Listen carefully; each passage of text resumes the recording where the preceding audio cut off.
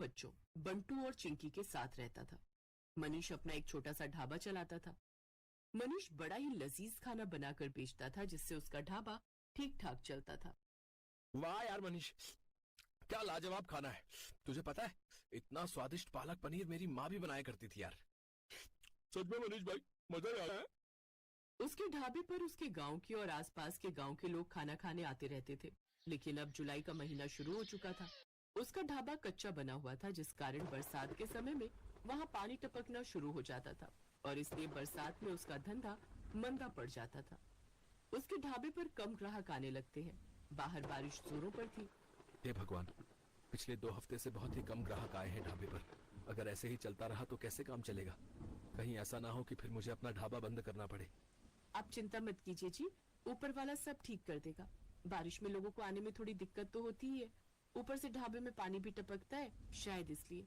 अच्छा चलिए, आज मैं भी आपके साथ चलती हूँ ढाबे पर। वो दोनों ढाबे पर चले जाते हैं। उस रोज भी खाना बनाते हैं, लेकिन उस रोज भी बारिश के चलते कोई नहीं आता। लगता है आज भी ये सारा गरीबों में बांटना पड़ेगा। कोई ग्राहक नहीं आया। उस रोज भी वो सारा खाना गरीबों में बांट आते हैं। ऐसे ही दिन बीतते हैं। एक रोज आधी रात के समय गांव में तेज तूफान आता है और जोरों से बिजली कड़कती है और वो बिजली उसके ढाबे पर आकर गिरती है, जिससे उसका ढाबा जल जाता है। ये क्या हो गया रेखा, अब मैं क्या करूंगा। मेरी तो रोजी रोटी ही छिन गई। मेरी भी कुछ समझ में नहीं आ रहा जी, लेकिन आप ज्यादा टेंशन मत लीजिए, नहीं तो आपका बीपी बढ़ जाएगा। दिन पर दिन बारिश बढ़ती जा रही थी और मनीष उसी बारिश में काम ढूंढने निकलता है, लेकिन उसे कहीं भी काम नहीं मिलता। उल्टा सारा दिन बारिश में भीगने के कारण उसे सर्दी लग जाती है। अब जैसे तैसे वो अपने दिन काट रहे थे। फिर एक रोज रेखा का मुंह बोला भाई माधव उनके घर आता है। अरे जीजा जी, इतनी बारिश में रोज रोज काम ढूंढने निकलते हो, बेकार में परेशान होते हो। इससे तो अच्छा ये होगा कि आप मेरे साथ चलो और मेरी दुकान पर काम करो। वैसे भी मेरा आदमी अपने गांव गया हुआ है और मैं आपको महीने के आखिर में तनख्वाह दे दिया करूंगा। क्यों दे दी, ठीक कहा ना मैंने? हाँ हाँ, माधव बिल्कुल ठीक कह रहे हैं जी। वैसे भी अपने पास और कोई काम तो है नहीं अब, तब तक यही काम कर लो आप। अच्छा ठीक है माधव, तुम कहते हो तो मैं यही कर लेता हूँ। वैसे भी घर खर्च तो चलाना ही है ना। अब मनीष माधव की दुकान पर काम करने लगता है।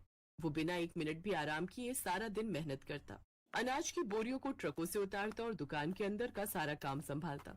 लेकिन जैसे ही महीना पूरा होने को आता है, तभी तनख्वाह देने के नाम पर वो टाल मटोली करने लगता है। तनख्वाह? कैसी तनख्वाह जीजा जी? ये तुम कैसी बातें कर रहे हो माधव? तुम्ही ने तो उस रोज रेखा के सामने कहा था कि महीने के आखिर में तुम मुझे तनख्वाह दोगे। नहीं नहीं, ऐसा कुछ नहीं है। आपको काम की जरूरत थी, मैं जानता हूँ, लेकिन मैं आपको यहाँ पर काम करने नहीं, मदद करने के लिए बुलाता था। और मदद करने के लिए भी कोई पैसे लेता है क्या? ये तुमने मेरे साथ ठीक नहीं किया माधव, मैं तुम्हें देख लूंगा।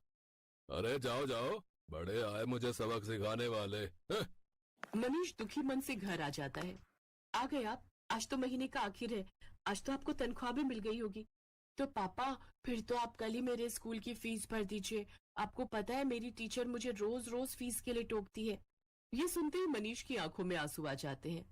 मेरा नसीब न जाने कैसा है रेखा, जो मेरे साथ कुछ भी अच्छा नहीं हो रहा। आप रो क्यों रहे हैं? ठीक से बताइए ना क्या बात है। फिर मनीष उसे सारी बात बताता है। हे राम, वो इतना बड़ा मक्कार निकलेगा मैंने कभी नहीं सोचा था। छी, उसे तो भाई कहते हुए भी शर्म आ रही है मुझे। फिर कुछ दिनों तक जैसे तैसे वो दूसरी जगह नौकरी की तलाश में जाता है। तब जाकर उसे एक बड़ी कोठी में ड्राइवर की नौकरी का काम मिल जाता है, जहां उसे महीने के 10,000 रुपए तनख्वाह के रूप में मिलते हैं। लेकिन उससे वो ड्राइवरी के अलावा अपने घर के काम भी लेते और इसी के सहारे अपना घर खर्च चलाता है। ऐसे ही एक शाम जब मनीष काम से घर लौट रहा होता है, तभी उसकी नजर सड़क किनारे गिरे हुए बच्चे पर जाती है, जो कि लगातार मदद की गुहार लगा रहा था। कोई मेरी मदद करो। ये तो किसी बच्चे की आवाज आ रही है। मनीष जल्दी से उसे पास के डॉक्टर के पास ले जाता है और उसका इलाज करवाता है। एक जमींदार का बेटा होने के बावजूद भी किसी ने मेरी जान नहीं बचाई, क्योंकि शायद कोई भी रोड एक्सीडेंट के लफड़े में नहीं पड़ना चाहता। लेकिन आपने बिना कुछ सोचे समझे मेरी जान बचाई। आपका बहुत बहुत धन्यवाद मनीष काका। अरे इसमें धन्यवाद कैसा, तेरी जगह अगर मेरा बेटा होता तो क्या मैं उसकी जान नहीं बचाता? उधर जैसे ये बात जमींदार को पता चली, वो दौड़ा दौड़ा आया और उसने वीरेन को गले से लगा लिया। तेरा बहुत बहुत शुक्रिया मनीष। अगर आज तू ना होता तो पता नहीं मेरे बेटे का क्या होता। ये ले मनीष, इसे मेरी तरफ से इनाम समझ कर रख ले। ये आप क्या कह रहे हैं जमींदार साहब? मुझे इन पैसों की कोई जरूरत नहीं है। रख लो मनीष, तुमने मेरे जान से प्यारे बेटे को बचाया है, तो उसके आगे तो ये सब कुछ भी नहीं है।